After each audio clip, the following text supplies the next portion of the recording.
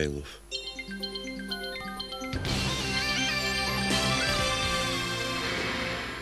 Днес парламентът ще гласува на първо четене промените в Закона за защитените територии, които ще позволят Странджа да остане природен парк и образуваното съдебно производство срещу акта за неговото обявяване да се прекрати. С подробности слушаме Марина Цекова. Промяната гласи, че административни актове за обявяване на резервати, народни паркове, природни паркове, национални защитени местности и природни забележителности, издадени до 30 юни тази година, няма да подлежат на обжалване по съдебен ред. Образуваните и неприключили съдебни производства срещу тези актове да се прекратяват е решила комисията. Андрей Ковачев от Сдружение за дива природа Балкани обяви, че Комисията по околната среда и водите е препоръчала на министър Джевдет Чакъров спешно да издаде заповед за забрана на всякакви човешки дейности в бившата защитена местност Камчийски пясъци, докато тя не бъде преобявена за такава. По думите му, ако тези законови промени бъдат приети, всички искания на еколозите ще бъдат изпълнени. За новините Марина Цекова. Министър-председателят Сергей Станишев ще отговаря в парламентарния контрол на въпрос на ДСБ за правителствената политика за борба с престъпността и корупцията. Вице-премиерът и министър на външните работи Ивайло Калфин ще представи информация за възможностите за облекчен визов режим за гражданите на Македония и Сърбия, живеещи в граничните зони с България. На днешния съвет на управляващата коалиция Сергей Станишев, Симеон Сакскобургготски и Ахмед Доган ще обсъдят промените в правителството. Лидерите на Безпечния институт ще излезе в ефективна стачка.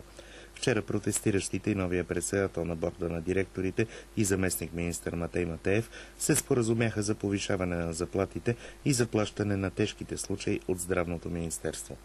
Медиците обаче настояват споразумението да бъде подписано и от здравния министър като гаранция, че ще бъде изпълнено. Има становище на стачния комитет в 8 часа стачката да започне. От комитета обаче заявиха, че решението ще бъде взето днес от всички работещи. Българската браншова камара по машиностроене ще се срещне днес с представители на КНСБ и КТ Подкрепа. На срещата ще бъде подписано споразумение за минималните осигурителни прагове за работа.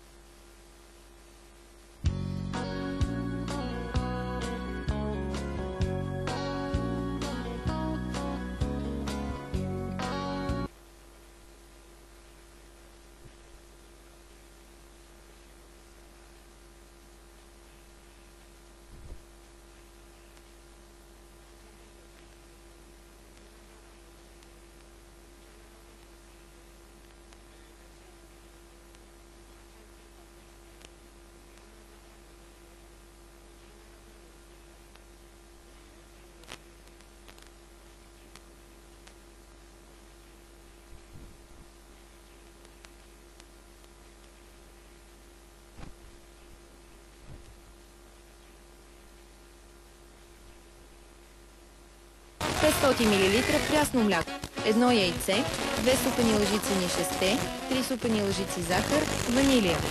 За желето 1 чайна чаша почистена диня, микс от горски плодове, малинов топинг, 100 мл шампанско, 4 супени лъжици захар, 1 супена лъжица желатин, лимонов сок, мента. Ако слънцето изгрява всяка сутрин по различно време, то днешната ни гостенка ви огрява точно в 9:30 всеки делничен ден по канал 1. Тя е толкова красива и ефирна, че осветлението на камерите и операторите всичките се разстройват, щом застане пред тях.